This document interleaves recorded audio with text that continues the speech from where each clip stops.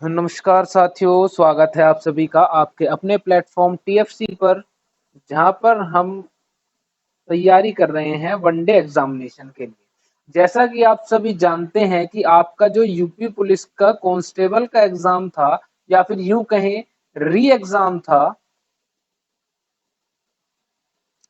उसकी जो है डेट आपकी आ चुकी है।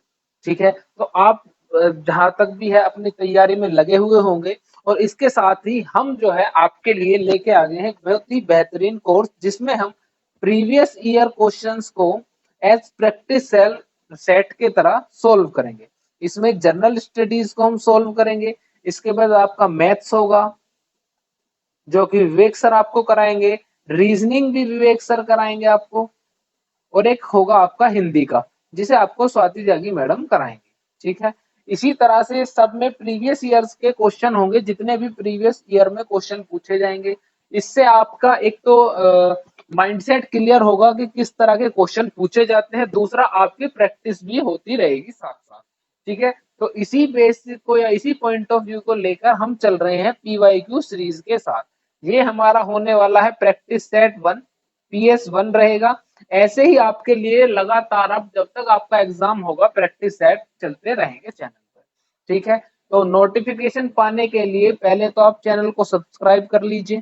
ठीक है, साथ में ही एक बेल आइकन होगा, उसको भी प्रेस कर लीजिए, ताकि आपको हमारे जितने भी वीडियो है उनका नोटिफिकेशन मिलता रहे। हम आपके लिए एक अलग से प्लेलिस्ट तैयार कर देंगे, जिसके अंदर ये सभी सब्जेक्ट की आपको वीडियो उपलब्ध रहेगी हर समय। ठीक है, चलिए तो आज हम स्टार्ट करते हैं अपना जर्नल स्टडीज का प्रैक्टिस सेट 1, जिसके अंदर हम यूपी पुलिस कांस्टेबल में पूछे जाने वाले क्वेश्चंस के बारे में चर्चा करेंगे, इनके बारे में पढ़ेंगे। ठीक है, इससे हमारी प्रैक्टिस भी होगी, और साथ ही साथ हमारा जो कंसेप्ट है वो क्लियर होगा कि किस तरह के जो क्वेश्चंस हैं हमारे एग्जाम में पूछे जाएंगे। हालांकि एक बार हम एग्जाम दे चुके हैं, तो उसी बेसिस पे जो है हम अपनी तैयारी को आगे बढ़ाएंगे। ठीक है, चलिए चलते हैं आगे सबसे पहले क्वेश्चन की तरफ। एक पहला क्वेश्चन आपको पढ़ना है, जो कि है मुगल सम्राट जहांगीर ने किस स्थान में शालीमार बाग का निर्माण कराया था। ठीक, तो वो कौन सा स्थान है जहां पर जो इस मुगल सम्राट जहांगीर है, ये मुगल, आपने पढ़ा होगा मुगल। ठीक है, मुगल, ठीक है, उनके आपने ये भी पढ़ा होंगे किस मुगल ने क्या क्या बनवाया है। ठीक है जी, कुतुब मीनार किसने बनवाई है, आपका ताजमहल किसने बनवाया है, या फिर लाल किला किसने बनवाया है, ऐसी बातों पर भी आपने बहुत अच्छे से अध्ययन किया होगा। तो इसमें पूछा गया है कि शालीमार बाग का निर्माण किस स्थान पर कराया था, या फिर बेसिक क्वेश्चन पूछा जाए तो ये शालीमार बाग जो है ये कहाँ पे स्थित है। आपके चार ऑप्शन है, दिल्ली, अवध, बलूचिस्तान और कश्मीर। तो आपका जो इसमें करेक्ट ऑप्शन रहने वाला है वो है कश्मीर। ठीक है, तो शालीमार बाग आपको ध्यान में भी रखना है। ठीक है, तो कहाँ पे है शालीमार बाग, ये आपका कश्मीर में। ठीक, चलिए दूसरा क्वेश्चन है आपका, वार्षिक भारतीय सशस्त्रीय संगीत समारोह सवाई गंधर्व भीमसेन महोत्सव कहाँ पे आयोजित किया गया था। ठीक, ये जो समारोह है, संगीत शास्त्रीय संगीत समारोह है, सवाई गंधर्व भीमसेन महोत्सव किस जगह पर ये आयोजित किया गया था। आपके ऑप्शन है पुणे, मैसूर, कानपुर, उदयपुर। तो आपका जो ऑप्शन रहने वाला है इसमें है ए करेक्ट। ठीक, आपका पुणे। ठीक है, पुणे ऑप्शन आपका बिल्कुल करेक्ट यहाँ पे सही होने वाला है। ठीक, उसके बाद है आपका, निम्नलिखित में से कौन सा बैंक भारत का सबसे पुराना सार्वजनिक क्षेत्र का बैंक है। इस पर यहाँ पे एक बात पे ध्यान देंगे, यहाँ आपसे ये नहीं पूछा है कि भारत का सबसे पुराना बैंक कौन सा है, आपसे पूछा है भारत का सबसे पुराना सार्वजनिक क्षेत्र का बैंक कौन सा है। ठीक है, तो क्वेश्चन को आपको हर बार ध्यान से जरूर पढ़ना है। तो इसके ऑप्शन है bank of India, bank of Baroda, Allahabad bank, या फिर यूको बैंक। तो इसमें से जो आपका करेक्ट ऑप्शन है वो है इलाहाबाद बैंक। ठीक है, इलाहाबाद बैंक आपका बिल्कुल सही ऑप्शन रहने वाला है इसके लिए। ठीक, चलिए उसके बाद हमारा चौथा क्वेश्चन आ जाता है, वैदिक सभ्यता। वैदिक सभ्यता के बारे में आपने पढ़ा होगा अपनी इतिहास की कक्षाओं में। सबसे स्टार्टिंग में आप सभ्यता के बारे में ही पढ़ते हैं, ठीक है। सबसे प्राचीन इतिहास की बात यहाँ पे चल रही है। तो इसमें जो प्रश्न पूछा गया है, आपसे पूछा गया है, वैदिक सभ्यता कौन सी नदी के तट पर विकसित हुई। ये डैश है ना, खाली स्थान, ठीक। यहाँ पे आपको बताना है कि जो वैदिक सभ्यता है वो कौन सी नदी के तट पर विकसित हुई थी। क्या वो गोदावरी के तट पर हुई थी, या कावेरी, सरस्वती, या फिर कृष्णा। तो इन चारों में से जो आपका करेक्ट ऑप्शन है वो है सरस्वती, ठीक है। आप भी एक पेपर और शीट ले लें, उसके ऊपर आंसर साथ साथ लिखते रहें। आप जैसे नंबर 4 डालें, उसके आगे ऑप्शन लिखें डी, ठीक है। तो बाद में क्या है, आप उसको चेक कर सकते हैं कि किस तरह से आपके ऑप्शन है या आपने कितना स्कोर किया है, ठीक है। स्कोर को आपको कमेंट में बताना भी है कि आपने इतना स्कोर कर लिया है, ठीक है, इतना स्कोर आपने अचीव किया है, ठीक है। तो इसका ऑप्शन आंसर क्या है हमारा, सरस्वती, ठीक। चलिए उसके बाद चलते हैं, नेक्स्ट हमारा क्वेश्चन है,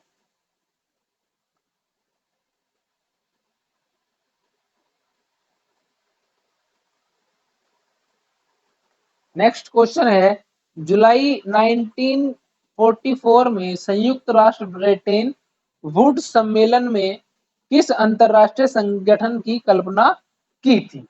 तो ये हमारा इतिहास से ही क्वेश्चन है, ठीक है। 1944 की बात चल रही है यहाँ पे कि 1944 में जो संयुक्त राष्ट्र ब्रिटेन है, यानी कि जो ब्रिटेन है, उसमें एक वुड सम्मेलन हुआ था। उसमें किस अंतरराष्ट्रीय संगठन की कल्पना की गई थी।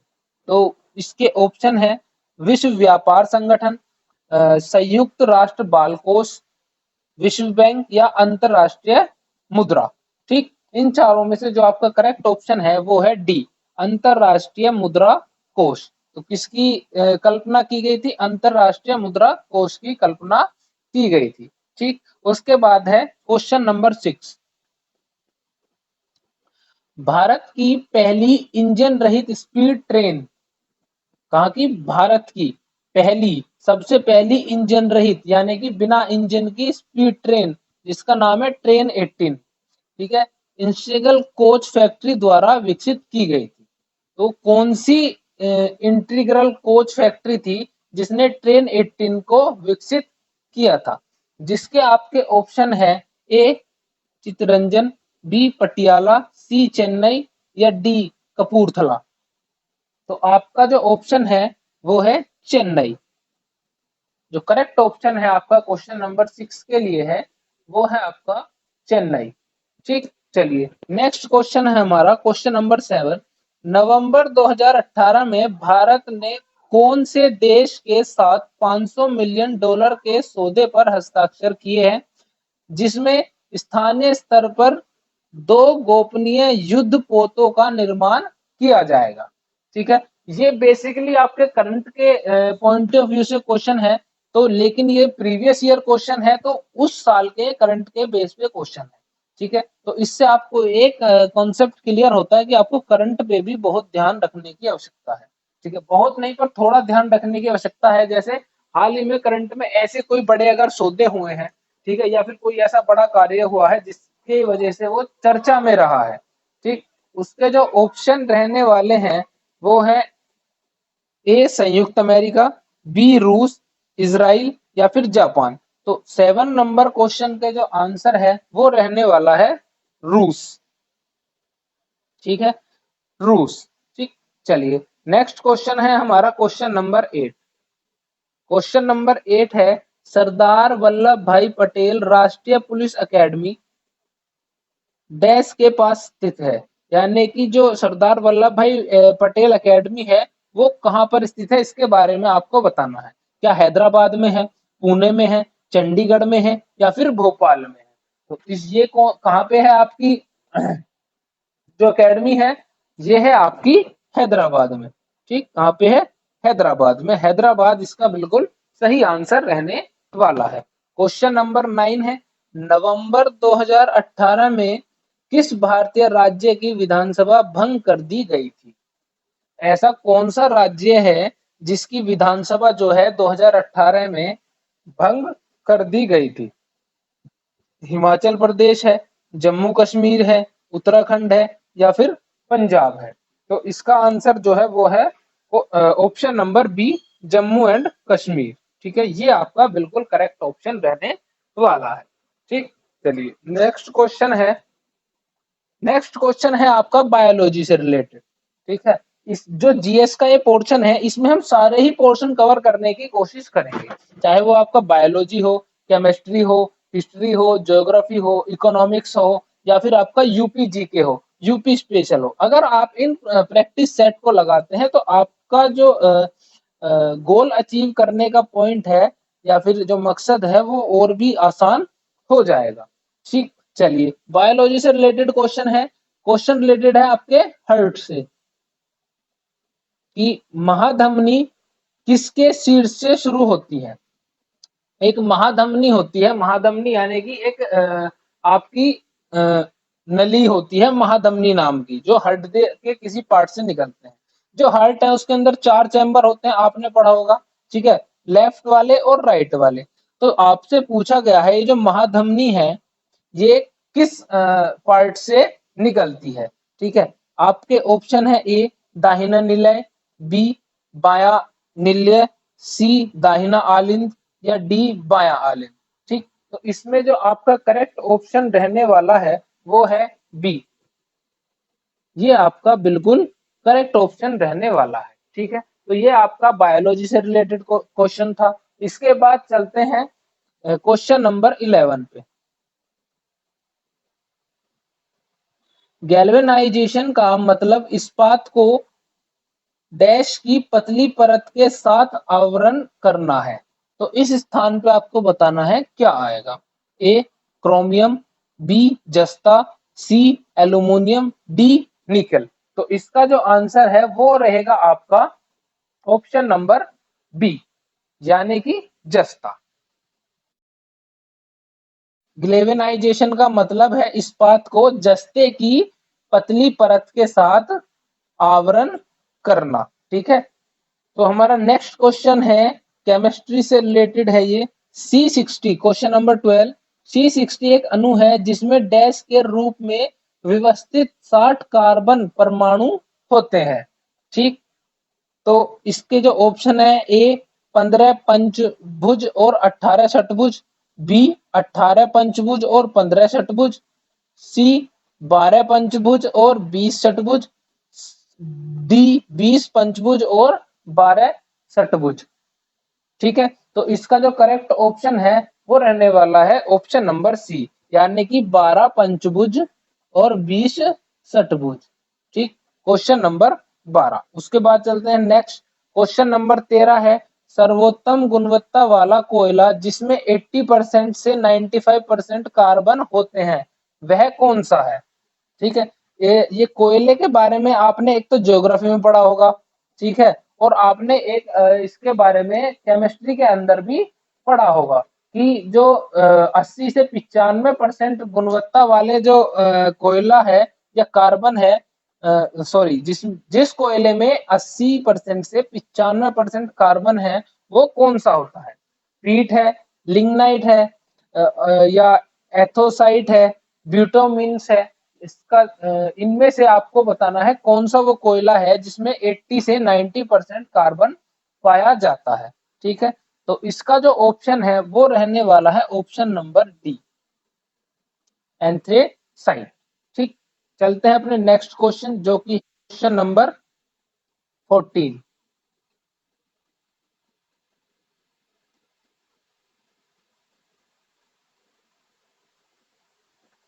क्वेश्चन नंबर 14 है किसको छोड़कर निम्नलिखित सभी संघ बहुलक है।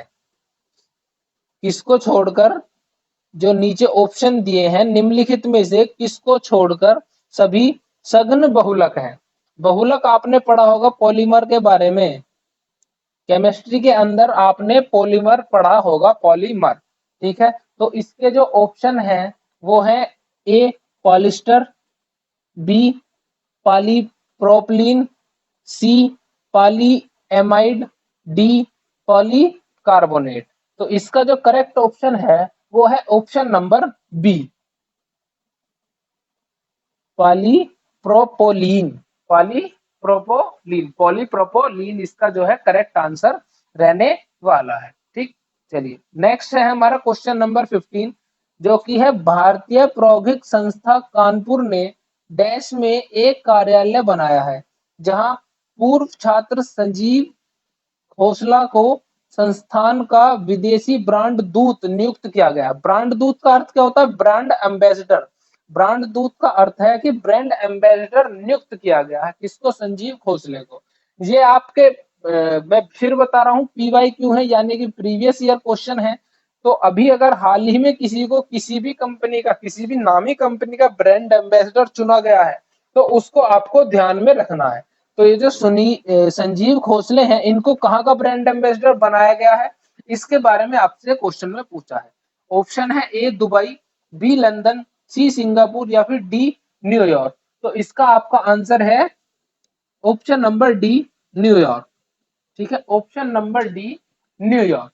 ठीक, चलिए चलते हैं नेक्स्ट क्वेश्चन पे। हमारा नेक्स्ट क्वेश्चन है क्वेश्चन नंबर 16।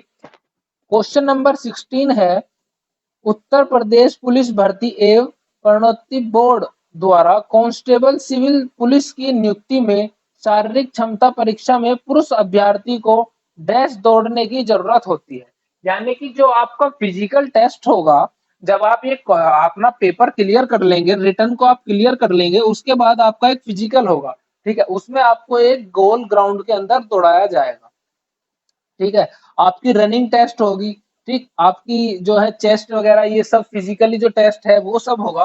तो उस फिजिकल टेस्ट में आपसे एक रनिंग कराई जाएगी। तो रनिंग की जो दूरी है उसके बारे में पूछा है कि वो रनिंग, या एक तो उसकी दूरी कितनी है, दूसरी कितने मिनट में उसको दौड़ना है। ये बात हमें ऑप्शन से पता चल रही है कि क्योंकि ए ऑप्शन है 25 मिनट में 4.48 किलोमीटर, बी 25 मिनट में 3.8 किलोमीटर, सी 35 मिनट में 4.8 किलोमीटर, डी 35 मिनट में 3.8 किलोमीटर। इसका आंसर मैं नहीं बताऊंगा, आपको इसका आंसर कमेंट बॉक्स में देना है। ठीक है, कमेंट बॉक्स में इसका आंसर आपको मुझे बताना है। ठीक है, इसका जो आंसर है हम वो कमेंट बॉक्स में पिन कर देंगे इसके आंसर को।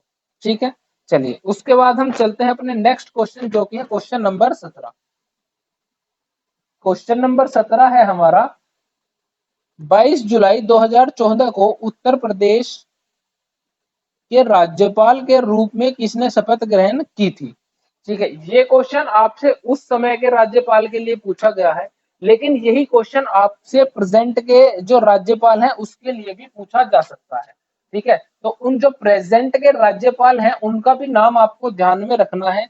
अगर आपको पता है कि हमारे जो प्रेसिडेंट है, सॉरी राज्यपाल जो है वो कौन है, तो उनका आपको नाम जो है कमेंट में हमें बताना है। ठीक है, इसके जो ऑप्शन है वो है सूर्य प्रताप शाही, राम नाईक, ब्रजेश पाठक या आशुतोष टंडन।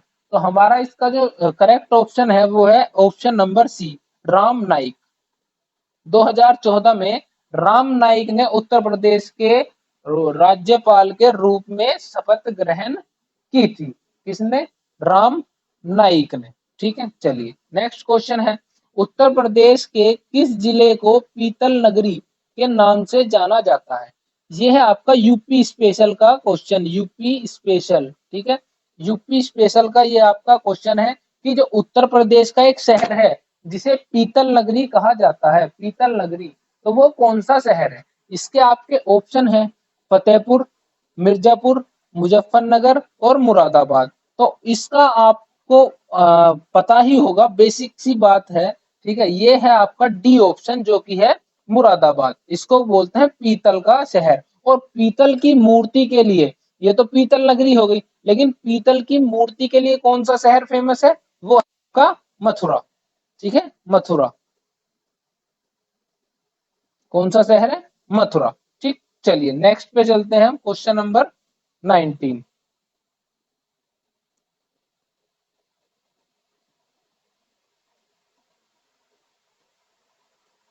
क्वेश्चन नंबर 19 है, 1658 ईस्वी में बहादुरपुर के युद्ध में शाहजहां के दूसरे बेटे शाह सूजा को शाहजहां के पोते डैश ने हराया था। ठीक है, बेसिकली क्वेश्चन आपको बड़ा कर दिया गया है, डेट वेट दे के डरना मत, बहादुरपुर युद्ध वुद्ध कुछ नहीं है। अगर आपको याद है मुगल की सीरीज, तो शाहजहां के पोते का नाम बताना है आपको बेसिकली, ठीक है। शाहजहां का पोता कौन है उसका नाम आपको इस क्वेश्चन में पूछा गया है, ठीक है। तो इसके जो ऑप्शन है वो है मुराद बख्श, बी सुलेमान शिकोह, सी आलम शाह, या फिर डी बहादुर शाह। ठीक, तो इसका जो आंसर है वो है बहादुर शाह, शाहजहां का पोता। शाहजहां का पोता कौन है? बहादुर शाह। ठीक है, क्वेश्चंस को देख के डरने की बिल्कुल भी आवश्यकता नहीं है, केवल थोड़ा सा ध्यान देंगे तो क्वेश्चंस आपको जीएस के बड़े आसान लगने लगेंगे। चलिए, नेक्स्ट क्वेश्चन है हमारा question number 20। Firoz question number 20 है, फिरोजाबाद में 200 वर्षों से भी अधिक समय से डैश का उत्पादन किया जाता है। जो फिरोजाबाद है बेसिकली पूछा गया है किसके लिए फेमस है, ठीक है। फिरोजाबाद किसके लिए फेमस है?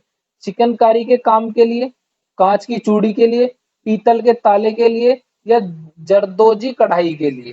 ठीक, तो इसका जो करेक्ट आंसर है वो है बी, कांच की चूड़ी के लिए फिरोजाबाद जो है आपका फेमस है। ठीक है, फिरोजाबाद किसके लिए फेमस है? कांच की चूड़ियों के लिए। 200 सालों से भी अधिक समय से वो फिरोजाबाद फेमस है, या 200 वर्षों से भी अधिक समय से कांच की चूड़ियों का उत्पादन कर रहा है आपका फिरोजाबाद। ठीक, नेक्स्ट क्वेश्चन है, कौन सा कथक घराना उस नृत्य शैली के आध्यात्मिक पहलुओं पर अधिक ध्यान देता है? यानी कि कथक का कौन सा ऐसा घराना है जो अपने जो नृत्य शैली है उसके आध्यात्मिक पहलू, जो उसके आध्यात्मिक पहलू है उन पर भी बहुत ज्यादा ध्यान देता है। ठीक, इसके आपके ऑप्शन है, ए जयपुर, सी लखनऊ, बी बनारस, डी बरेली। तो इसका आंसर होगा आपका ऑप्शन नंबर बी, बनारस। ठीक है, बनारस घराना, कथक घराना ऐसा है जो उसके नृत्य शैली के आध्यात्मिक पहलुओं पर भी अधिक ध्यान देता है। ठीक है, चलिए नेक्स्ट हमारा आ जाता है question number 22। Question number 22, question number 22 कहता है, हिंदू पौराणिक कथाओं के अनुसार महाकाव्य रामायण में भगवान श्री राम अयोध्या के शासक थे। इतनी बात क्लियर है कि जो भगवान राम है, श्री रामचंद्र जी हैं, वो क्या थे? अयोध्या के शासक थे। ठीक है, जो देश की राजधानी थी, जो ये अयोध्या है, इसमें पूछा गया है बेसिकली अयोध्या किसकी राजधानी थी। ठीक है, ऐसा क्वेश्चन आपसे इस बार पूछने की संभावना है, क्योंकि इस बार ही आपके जो है राम मंदिर का उद्घाटन हुआ है। ठीक है, इस बार ऐसा क्वेश्चन आपसे पूछने की संभावना है, क्योंकि इस बार आपका जो है राम मंदिर का उद्घाटन हुआ है, राम मंदिर की स्थापना हुई है। ठीक है, तो इसका जो ऑप्शन दिए हुए हैं वो है आपका ए हस्तिनापुर, बी कुरु, सी कलिंग, या फिर डी कौशल। ठीक, तो इनमें से जो आपका करेक्ट आंसर है वो है डी, यानी कि कौशल नरेश। आपने सुना भी होगा कौशल नरेश श्री राम। ठीक, कौशल नरेश भरत, कौशल नरेश शत्रुघ्न। तो आप सीधी तरह बता सकते हैं कि अयोध्या किसकी राजधानी थी? कौशल की। ठीक है, चलिए क्वेश्चन नंबर है हमारा अब 22। किस भारतीय ने अर्थशास्त्र में नोबेल मेमोरियल पुरस्कार जीता है? वो कौन सा भारतीय है जिसने अर्थशास्त्र में नोबेल मेमोरियल पुरस्कार जीता है? आपको ऐसे नाम को भी ध्यान में रखना है जिन्होंने हाल ही में कोई ऐसा प्राइज जीता है और वो न्यूज में रहे हैं। ठीक है, न्यूज में रहे हैं, क्योंकि टीचर भी मनुष्य ही है, वो कोई ऐसे तो है नहीं कि आंखें बंद की और कुछ भी दिमाग में आ गया वो पेपर में छाप दिया। वो आपसे करंट से रिलेटेड करके क्वेश्चन ज्यादा पूछने की कोशिश करें। ठीक है, तो इनके ऑप्शन है आपके सीवी रमन, बी है अमर्त्य सेन, सी कैलाश सत्यार्थी, डी हरिगोविंद खुराना। तो इसका जो आपका आंसर है वो है option number B, option number B इसका आपका करेक्ट आंसर रहने वाला है या फिर करेक्ट ऑप्शन होने वाला है। नेक्स्ट क्वेश्चन है हमारा क्वेश्चन नंबर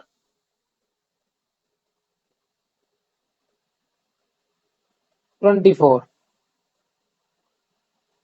भारतीय मुक्केबाज एमसी मैरी कॉम द्वारा लिखित आत्मकथा का शीर्षक क्या है? जो हमारी मैरी कॉम है, इनके बारे में आप जानते होंगे, ये एक बॉक्सर है, ठीक है। तो इन्होंने एक अपनी आत्मकथा लिखी है, तो उसका शीर्षक बताना है कि उसका शीर्षक क्या है।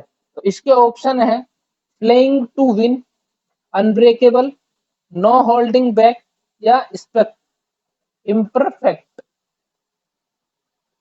तो इसका जो करेक्ट ऑप्शन है वो है बी, यानी कि अनब्रेकेबल। ठीक है, तो जो मैरी कॉम है उनकी आत्मकथा का जो टाइटल है, जो शीर्षक है वो क्या है? अनब्रेकेबल। ठीक है, तो 24 का जो ऑप्शन है वो है बी, करेक्ट ऑप्शन है बी।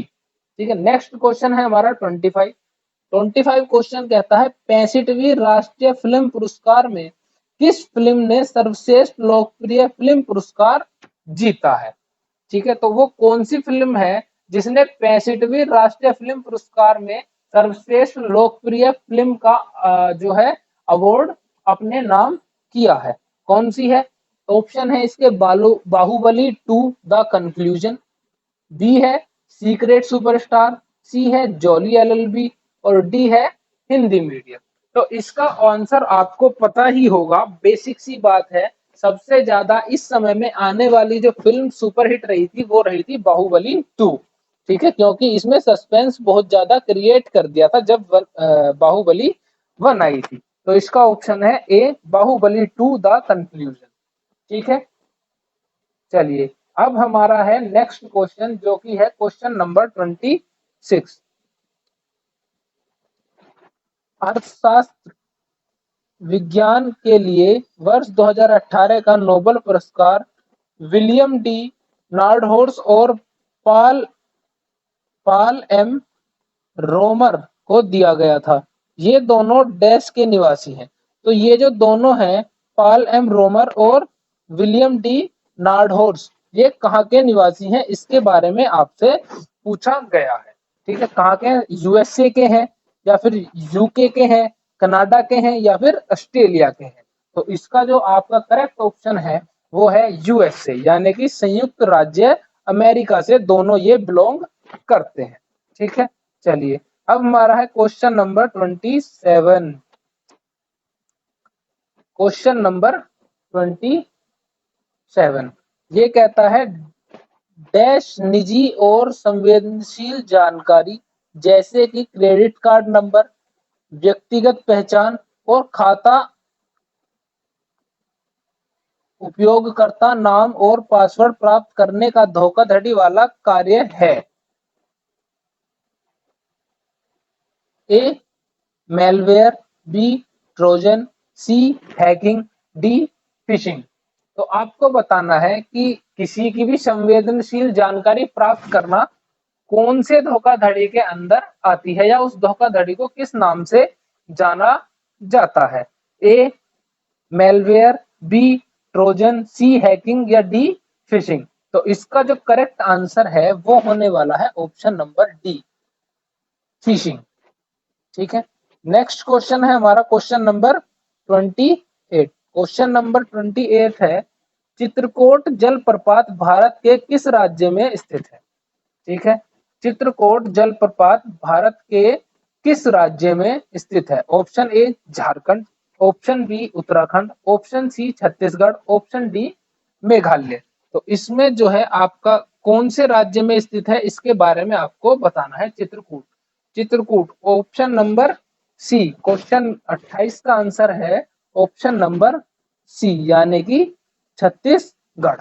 ठीक, चलिए इसके बाद आता है हमारा next question, question number 22। Venezuela की राजधानी क्या है? जो वेनेजुएला है उसकी राजधानी क्या है?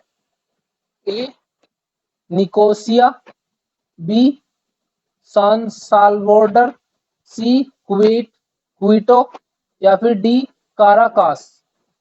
तो इसका जो सही आंसर है, वेनेजुएला की राजधानी है काराकास। ठीक। नेक्स्ट क्वेश्चन है, भारत में निम्नलिखित में से किस रेडिया रेडिया धर्मी धातु का विश्व का सबसे बड़ा भंडार मौजूद है? जो रेडिया धर्मी धातु है वो भारत में सबसे ज्यादा भंडार मौजूद है इसका। ठीक है, तो कौन सा है वो? यूरेनियम है, रेडियम है, विस्मत है या थोरियम है? तो इसका आंसर है आपका ऑप्शन नंबर डी, थोरियम। ठीक। नेक्स्ट हमारा क्वेश्चन आ जाता है क्वेश्चन नंबर 31। क्वेश्चन नंबर 31 है आपका, ऑस्ट्रेलिया के एकमात्र द्वीपीय राज्य का नाम बताइए। ऑस्ट्रेलिया द्वीप के बारे में आपने पढ़ा है, उसके एकमात्र द्वीपीय राज्य का आपको नाम बताना है। ठीक है, तो एकमात्र उसका द्वीपीय राज्य कौन सा है? ए केपरी, बी इबीसा, सी तस्मानिया, डी रोइस। तो एकमात्र द्वीपीय राज्य कौन सा है आपका जो ऑस्ट्रेलिया है उसका? वो है option number C, Tasmania. Tasmania. ठीक है, तस्मानिया इसका करेक्ट ऑप्शन होने वाला। ठीक। क्वेश्चन आ जाता है 32, निम्नलिखित में से कौन सा शहर गोदावरी नदी के किनारे स्थित नहीं है?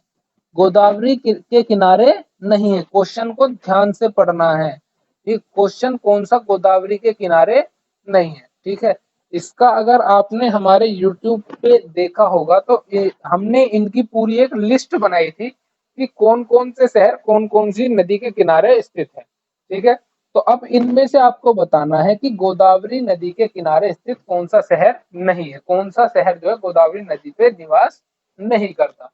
तो इसके जो ऑप्शन है वो है आपका ए नासिक, बी नवसारी, सी नांदेड़, डी निजामाबाद।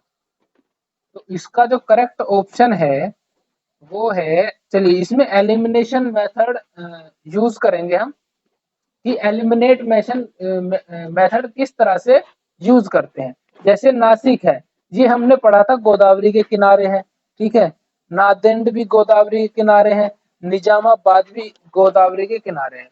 बचा आपका ऑप्शन नंबर बी, तो यही है जो गोदावरी के किनारे नहीं है। ठीक है, question number 32 option number B. ठीक, चलिए क्वेश्चन नंबर है हमारा 33। 33 है, नीलम संजीव रेड्डी के कार्यकाल के बाद भारत के राष्ट्रपति कौन बने? एक हमारे राष्ट्रपति रहे थे नीलम संजीव रेड्डी। ठीक है, इनके कार्यकाल के बाद जो राष्ट्रपति हैं वो कौन थे? ए फरुखुद्दीन, बी वारागिरी वेंकटगिरी, सी ज्ञानी जेल सिंह, डी मोहम्मद हिदायतुल्लाह। हिदायतुल्लाह। ठीक, तो ये आपके चार ऑप्शन है, इनमें से जो करेक्ट ऑप्शन है वो है आपका ऑप्शन नंबर सी, ज्ञानी जेल सिंह। ठीक, इस तरह के क्वेश्चन कभी कभी पूछता है क्योंकि ये इसने बीच से उठा के पूछ लिया है। ठीक है, या तो आपसे स्टार्टिंग का पूछेगा, लास्ट का पूछेगा, या प्रेजेंट का प्राइम मिनिस्टर आपसे पूछेगा कि प्रेजेंट में कौन से prime minister, sorry prime minister नहीं, प्रेसिडेंट या फिर प्राइम मिनिस्टर या फिर चीफ मिनिस्टर एग्जिस्ट कर रहे हैं। ठीक है, या इनसे पहले कौन से रहे थे, या फिर सबसे स्टार्टिंग में कौन से रहे थे। ये तो रेयरली होता है कि आपसे बीच से कोई भी प्राइम मिनिस्टर का नाम उठाए और वो आपसे पूछ ले कि बताइए कौन कौन से, इनके बाद कौन से प्राइम मिनिस्टर की नियुक्ति हुई थी। ठीक है, 33 नंबर का ऑप्शन है सी, जो कि है ज्ञानी जेल सिंह। ठीक, क्वेश्चन नंबर है हमारा 34, चंद्रगुप्त के पुत्र का नाम बताइए जिन्होंने 298 से 272 ईसा पूर्व के बीच शासन किया था और संपूर्ण भारत में साम्राज्य को बढ़ाया था। ठीक है, तो चंद्रगुप्त के उस पुत्र का नाम बताना है जिसने 298 से 272 ईसा पूर्व के बीच शासन को पूरे भारत संपूर्ण भारत में बढ़ाया था। ठीक है, तो कौन कौन से हैं ऑप्शन है? ए हर्षवर्धन, बी अनिरुद्ध, सी बिंदुसार या डी वासुदेव। तो इनमें से कौन सा है?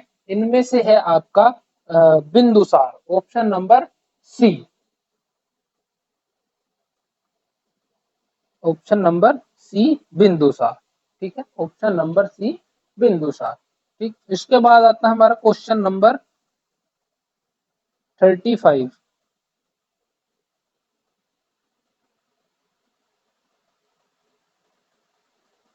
मेखेला चादर, ये एक वस्त्र है।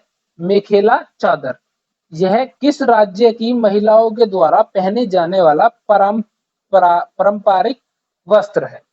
ठीक है, पारंपरिक वस्त्र है ये, जो किसी राज्य की महिला द्वारा पहना जाता है। तो वो कौन से राज्य की महिला है? क्या वो गुजरात की है, गोवा की है, तमिलनाडु की है या फिर असम की है? तो इसमें से ये जो महिलाएं हैं ये है आपकी असम की, यानी कि ऑप्शन नंबर डी। तो मेखेला जो चादर है वो कहाँ की महिलाएं ओढ़ती हैं? असम की। ये कुछ बातें हैं जो आपको ध्यान में रखनी है। ठीक है, इन प्रैक्टिस सेट से यही फायदा होगा आपको, क्योंकि वस्त्रों के बारे में भी पूछा जा रहा है, संगीत के बारे में भी आपसे पूछा जा रहा है। एक तो आपकी प्रैक्टिस रहेगी, ठीक है, जो चीजें आपने नहीं पढ़ी या फिर किसी ने इनसे रिलेटेड कुछ क्वेश्चन पूछ लिया तो आप उसका उत्तर बड़ी आसानी से दे सकें, क्योंकि आपने इनकी प्रैक्टिस की है। नेक्स्ट क्वेश्चन है हमारा क्वेश्चन नंबर 36, जो कि है रविंद्रनाथ टैगोर ने निम्नलिखित में से किस देश का राष्ट्रगान लिखा था? तो कौन सा वो देश है जिसका राष्ट्रगान रविंद्रनाथ, देखो जनगण मन किसने लिखा था? जो हमारे रविंद्रनाथ टैगोर हैं। जब जॉर्ज पंचम जो है भारत आए थे, उनके आगमन पर इन्होंने ये गीत गाया था। ठीक है, जनगण मन अधिनायक जया है, इस तरह से ये गीत इन्होंने गाया था। ठीक है, इन्होंने ही एक और देश है जो कि है बांग्लादेश। ठीक है, ऑप्शन नंबर डी इसका करेक्ट है। इस देश का भी जो राष्ट्रीय गान है वो रविंद्रनाथ टैगोर ने ही लिखा है। ठीक है, बांग्लादेश इसका करेक्ट ऑप्शन है। शायद इसकी आपको जानकारी पहले से ही होगी। ठीक, चलिए नेक्स्ट आता है क्वेश्चन नंबर 37। वर्गीज कुरियन को डैश द्वारा राष्ट्रीय डेयरी विकास बोर्ड के अध्यक्ष के रूप में नियुक्त किया गया था? इसको वर्गिन कुरियन किसके द्वारा राष्ट्रीय डेयरी विकास बोर्ड के अध्यक्ष के रूप में नियुक्त किया गया था? ए लाल बहादुर शास्त्री, बी गुलजारी लाल नंदा, सी इंदिरा गांधी या फिर डी आपका वीवी गिरी। तो किसके द्वारा नियुक्त किया गया था? वो है आपके लाल बहादुर शास्त्री। लाल बहादुर शास्त्री थे जिन्होंने वर्गीज कुरियन को राष्ट्रीय डेयरी विकास बोर्ड के अध्यक्ष के रूप में नियुक्त किया था। ठीक, अब है हमारी स्लाइड का लास्ट क्वेश्चन, जो कि है क्वेश्चन नंबर 38। वर्तमान में भारतीय संविधान के कितने भाग हैं? ठीक है, वर्तमान में जो हमारा संविधान है उसके कितने भाग हैं, इसके बारे में आपको बताना है। ठीक, ए 15 है, बी 20 है, सी 25 है या फिर डी 30 है। तो कितने भाग हैं हमारे हैं सी, यानी कि 25 भाग हैं। ठीक है, इनके लिए हमने एक शॉर्ट्स भी डाला हुआ है अपने चैनल पे। अगर आपको सारे भाग याद करने हैं तो एक शॉर्ट है आपके इसी चैनल पे डला हुआ है, उससे आप अपने सारे शॉर्ट्स को याद कर सकते हैं। सारे जितने भाग है संविधान के उनको याद कर सकते हैं। ठीक है, तो ये था हमारे जो प्रैक्टिस सेट की सीरीज, जो कि पीवाईक्यू बेस्ड थी। हमने पीवाईक्यू बेस्ड जितने भी अपने प्रैक्टिस सेट थे उनको पढ़ा। ठीक है, और आगे भी हम इसी तरह के पीवाईक्यू से प्रैक्टिस करते रहेंगे। ठीक है, हम अगर आपको कुछ कमी या त्रुटि लगी तो आप उसको हमें कमेंट करके जरूर बताएं, हम उसको सुधारने की कोशिश करेंगे। ठीक है, और आपके लिए बहुत ही बेहतरीन तरीके से कंटेंट लाने की कोशिश करते रहेंगे, जिससे आप अपने एग्जाम में अच्छा स्कोर कर सकें। ठीक है, अगर आपको वीडियो अच्छी लगी है, वीडियो को आप शेयर करेंगे ताकि और भी जो बच्चे हैं वो इससे प्रैक्टिस करके अपनी तैयारी को एक नई उड़ान दे सके।